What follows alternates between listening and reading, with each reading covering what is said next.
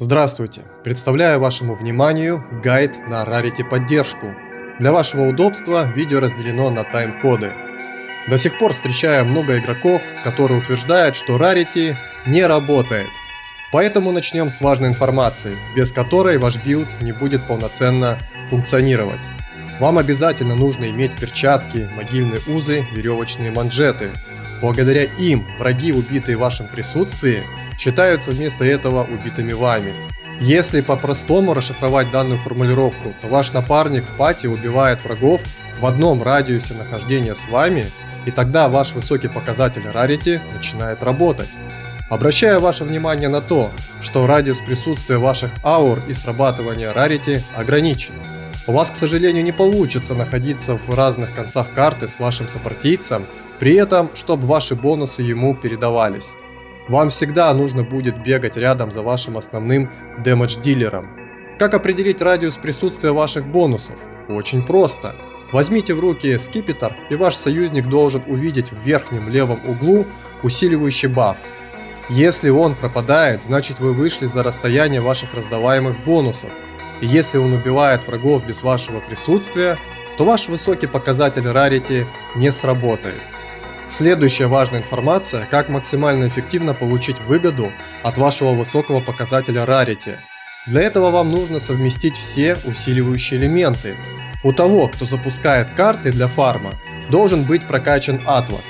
Также сами карты должны быть с хорошими модификациями.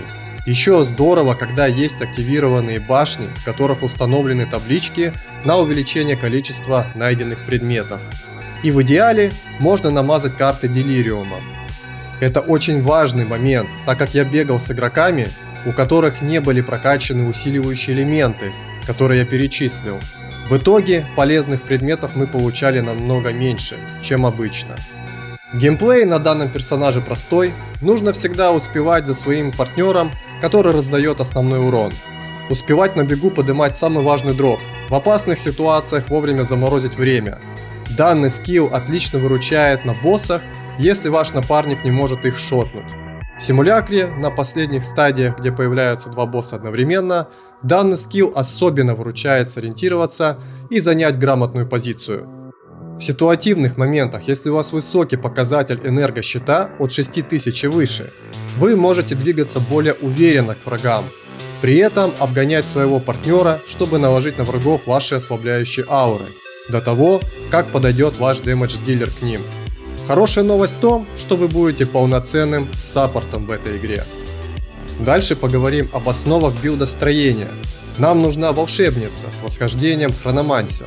У этого восхождения много полезных навыков для партийной игры в роли поддержки. Самое главное — увеличить показатель Rarity до значения, при котором будут явно чаще падать полезные предметы во время фарма. Я играл с нуля очень много на этом персонаже и могу сказать вам, при каких значениях Rarity дроп полезных предметов становился лучше. Первую отметку вам нужно взять от 420 до 460% Rarity. Именно в этом диапазоне дроп улучшился во много раз. Под полезным дропом я имею в виду всю валюту, кроме зеркал и дивайнов, а также уникальные предметы, осколки Делириума и, по моим наблюдениям, еще чаще падают звездные амулеты. Обращаю еще раз ваше внимание на то, что высокий показатель Rarity, к сожалению, эффективно не работает на шанс выпадения дивайнов и зеркал. Следующая отметка, в значении при которой я ощутил еще сильнее улучшение дропа, это около 560% Rarity. Вот при этом значении уже с каждого редкого врага с вероятностью 90% падает валюта в разном количестве. Были случаи, с одного редкого врага упало 4 экзальта и 2 сферы хаоса. Кто-то, наверное, скажет копейки, ведь это не дивайн. Но когда вы фармите на постоянной основе, ваше благосостояние из этих копеек быстро увеличивается. Сейчас у меня показатель Rarity 672%. Внимание, важное уточнение. Все этапы развития с 0 до 60-72% моего показателя Rarity я проверял с другом, у которого уже были прокачаны все усиливающие элементы, а именно полностью улучшенный Атлас. Он также запускал хорошие карты с нужными модификациями, и у него были активированы подходящие плитки в башнях. Как я и говорил, максимальная эффективность создается из многих условий. Скажу вам честно, что когда я перешагнул отметку за 600%, то разницы в улучшении шанса дропа особо не увидел. Я общался с игроком, у которого показатель шанса рарити был еще больше. Ему удалось сделать целых 820%. Он так же, как и я, заметил, что после 600% явно ощутимой разницы в улучшении нет. Шанс выпадения нужных предметов от этого не улучшился. Давайте подведем итог данного раздела. Сразу не обязательно гнаться за высоким показателем рарити. Можно легко и главное недорого собрать значение в 460% рарити. Это уже позволит вам стать нужной и полезной единицей в партийной игре. Следующая основа билда – наше количество духа, чтобы активировать полезные ауры. Приоритет выбора аур от начала до конца идет по нарастанию моего списка. Первая аура «Мрачный пир» позволит увеличить наш энергощит от текущего значения в 2 раза. Тем самым мы повысим значительно нашу выживаемость. Вторая аура «Богохульство». Данная аура требовательна к духу. За каждый камень проклятия будут удерживаться 60 единиц духа. Первый камень рекомендую ставить путы времени. Данный камень режет скорость передвижения и атаки врагов. Он немного облегчит время на реагирование в опасных ситуациях. Для того, чтобы работало второе проклятие в данной ауре, нужно активировать специальный нод в древе талантов под названием «Шепот Рока». Тогда получится использовать одновременно 2 проклятия. Второй камень – слабость. Враги будут наносить меньше урона. Благодаря ему в каких-то случаях с максимально разогнанным энергощитом можно выжить, если вы пропустите мощный удар. 2 камня будут удерживать 120 единиц духа. Это довольно требовательно. Третья аура «Скачок» дает возможность нам телепортироваться. Станет гораздо легче выбираться из ситуаций, когда нас со всех сторон зажимают враги. Особенно спасает от бодиблока.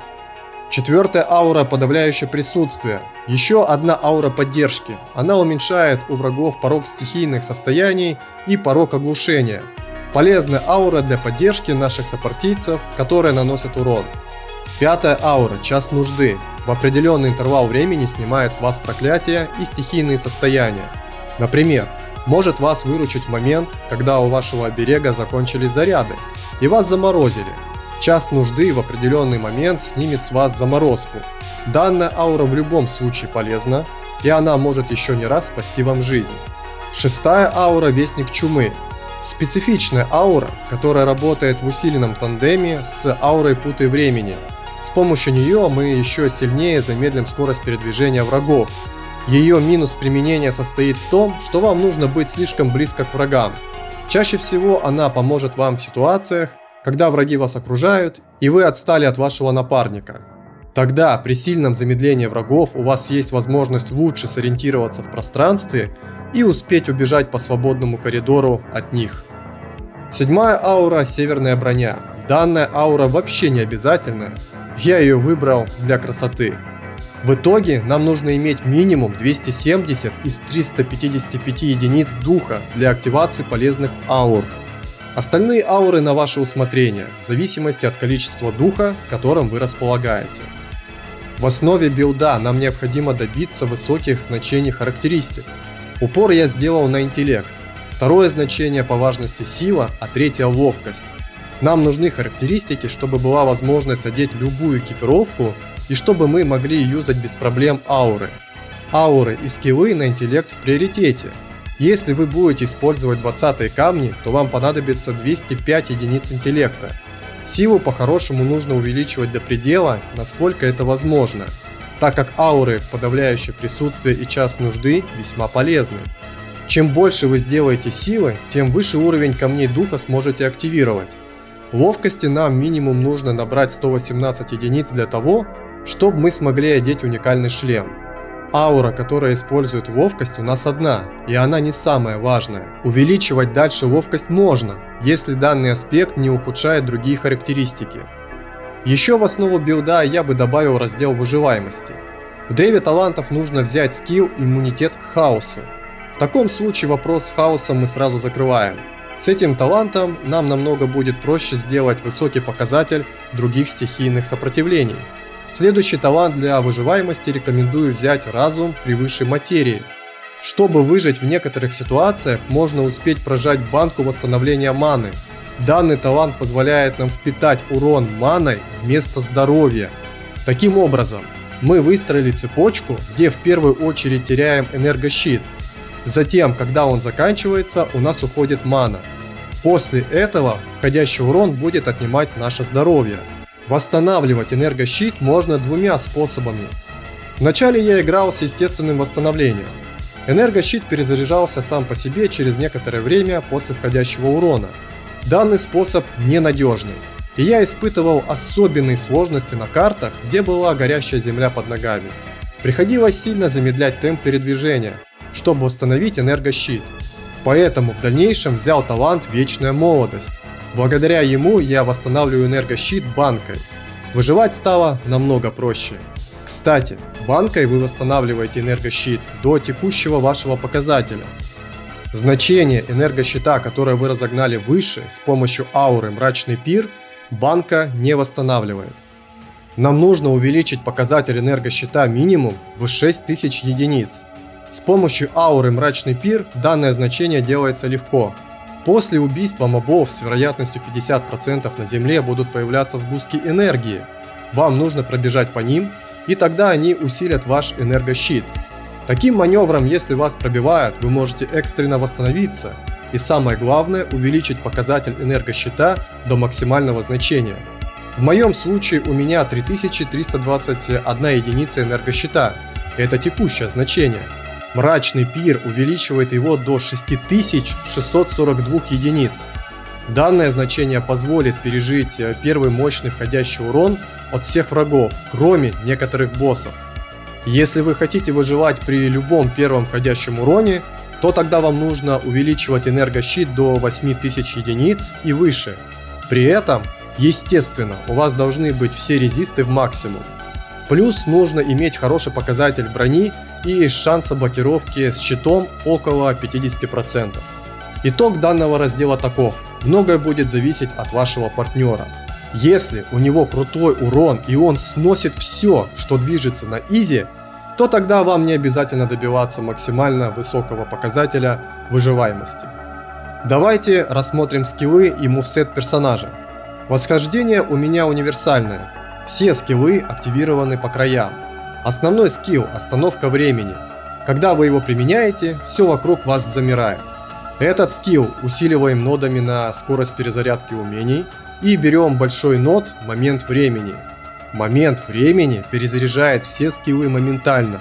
Имбовый навык. Выручал меня много раз в опасных ситуациях.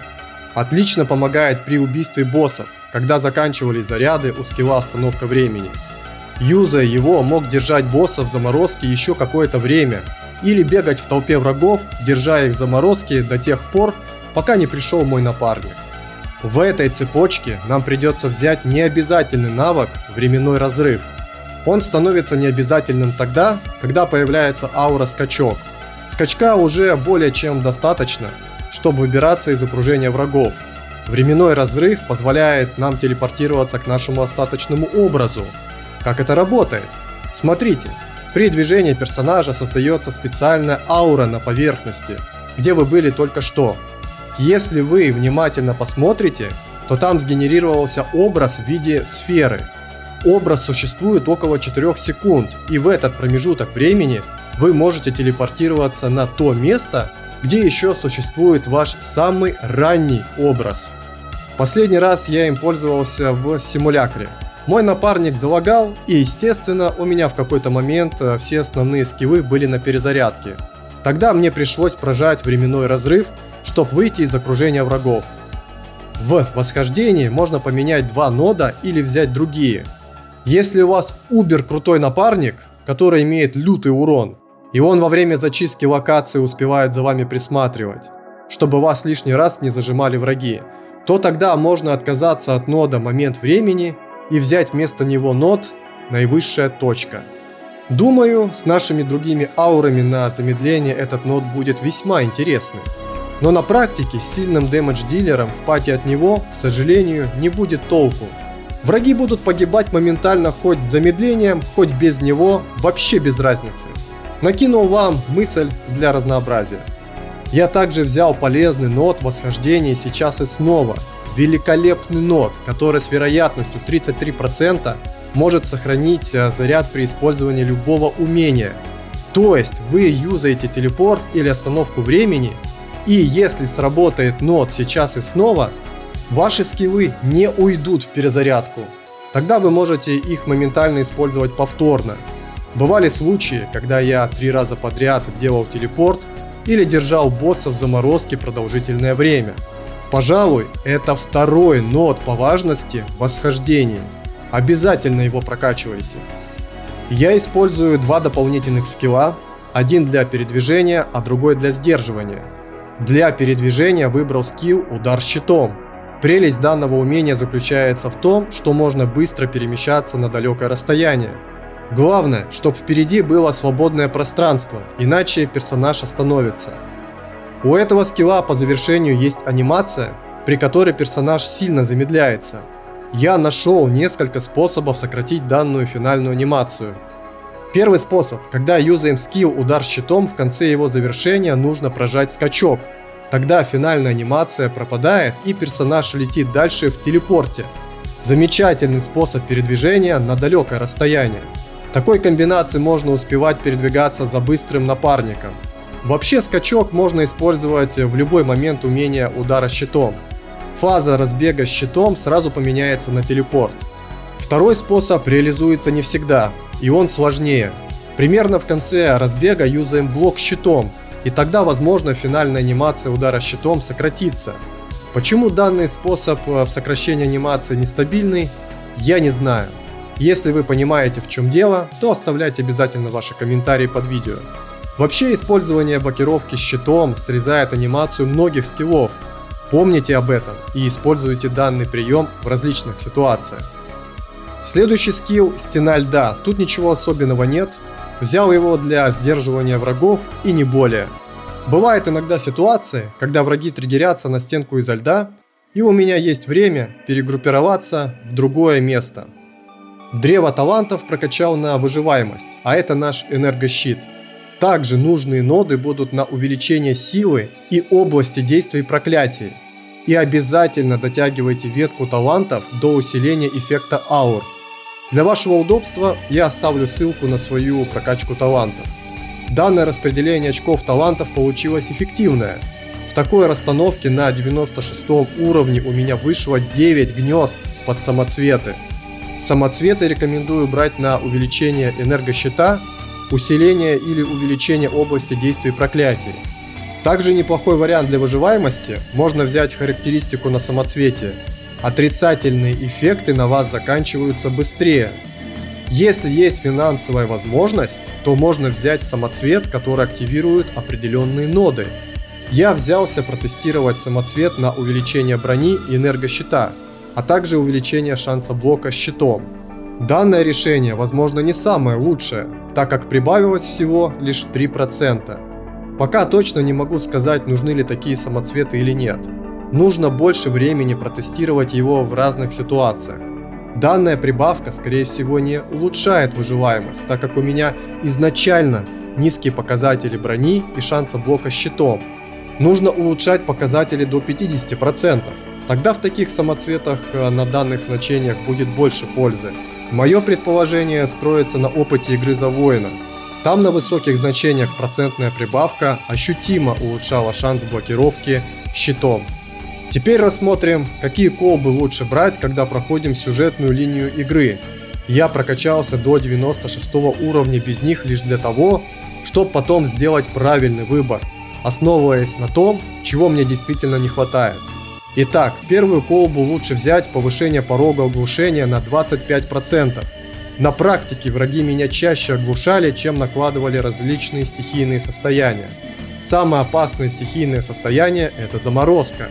Если вас заморозят в толпе врагов или возле сильного редкого моба, то выжить будет крайне трудно, а остальные стихийные состояния пережить можно. Я помню, как не мог несколько раз подряд использовать скилл, так как меня попросту оглушали, и в итоге я погибал. Поэтому первую колбу лучше взять от оглушения. Из двух зол выбираем самое опасное. Вторую колбу я взял плюс 5 ко всем характеристикам. Мне как раз немного не хватало силы для улучшения следующего уровня камней духа. От замедления мы всегда можем выбраться с помощью телепорта, а к хаосу у нас есть иммунитет, поэтому тут выбор был очевидный. В заключении рассмотрим экипировку. В начале видео я говорил про перчатки, повторюсь опять, в нашем билде они самые важные, без них нет смысла играть в пати. Перчатки берем обязательно. Следующий предмет по важности шлем, вой альфа и защитный капюшон, так как он нам дает много духа для активации наших многочисленных аур и удваивает наш радиус присутствия. То есть наши ауры и рарити бонусы будут покрывать больше территории. С этим шлемом я стал успевать собирать на бегу больше предметов, при этом не отставая от своего напарника. Следующий предмет, который я рекомендую брать, нательный доспех. Мариор Инвиктус – великолепное облачение. Доспех нам увеличит дух и рарити. Если у вас ограниченный бюджет, то можете взять его на 4 сокета. Для достижения высокого показателя рарити нам придется взять пояс, находчивость, практичный ремень. Его главное преимущество заключается в увеличении бонусов от надетых колец. Следовательно, кольца стремимся брать с высоким показателем рарити и резистов от стихий. Остальные характеристики на кольцах выбирайте на ваше усмотрение. Амулет я выбрал на увеличение рарити и закрыл с его помощью до конца резисты. В идеале я бы добавил в амулет показатель духа, чтобы еще поэкспериментировать с аурами. Щит нам обязательно нужен махинации Мохушотля, гербовый щит. Самый главный параметр, который нам нужен от него, это усиление эффекта размещенных ядер душ. Я во все дырки своего гира вставил ядра на повышение редкости найденных предметов. Тут стратегия простая и очевидная. Увеличиваем всеми допустимыми способами наш показатель рарити. Данные ядра душ дорогие. Сейчас одно ядро стоит 5 дивайнов. У меня гир позволяет использовать 14 сокетов. На текущий курс от 17 марта 2005 года 14 ядер душ будут стоить 63 дивайна. Поэтому рекомендую фармить храм хаоса с друзьями. Эти ядра падают редко, но с корешами вы нафармите их быстрее. Ботинки у меня простые. Главный критерий, который нужно обязательно брать на них, это скорость передвижения. Желательно, чтобы было 30%. И, конечно же, повышение редкости найденных предметов. Остальные характеристики в ботинках выбирайте на свое усмотрение. Я использую два скипетра. Один больше защитный, так как есть прибавка к энергощиту, а второй рассчитан на постепенное увеличение урона. Универсальный скипетр с нужными характеристиками трудно найти, поэтому можете брать с собой несколько из них. В скипетре статы рекомендую выбирать на увеличение области действия присутствия. Также характеристику союзники в вашем присутствии наносят увеличенный урон. И, конечно, здорово иметь любой параметр на увеличение шанса или силы критического урона. Итог данного раздела. Помните, что гнаться сразу за высоким показателем рарити не обязательно. Возможно, вам не понравится геймплей на данном персонаже, поэтому вначале можете собрать 450% рарити и побегать посмотреть на практике, как все работает. Как я говорил ранее, этого вполне хватит для партийной игры, чтобы вы были востребованы и полезны. Мой гайд подошел к концу, надеюсь, вам понравилось и вы многое поняли. Обязательно оставляйте ваши комментарии под видео, это помогает в продвижении. Таков путь, всех вам благ, еще увидимся.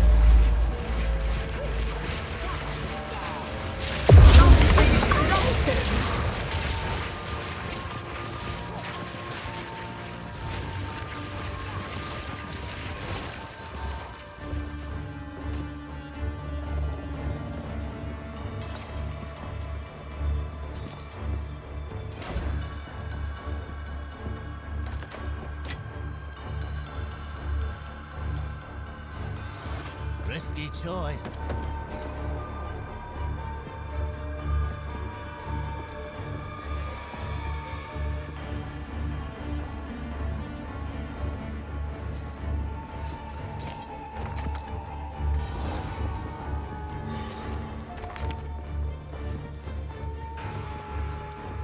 Rousing a fight, eh?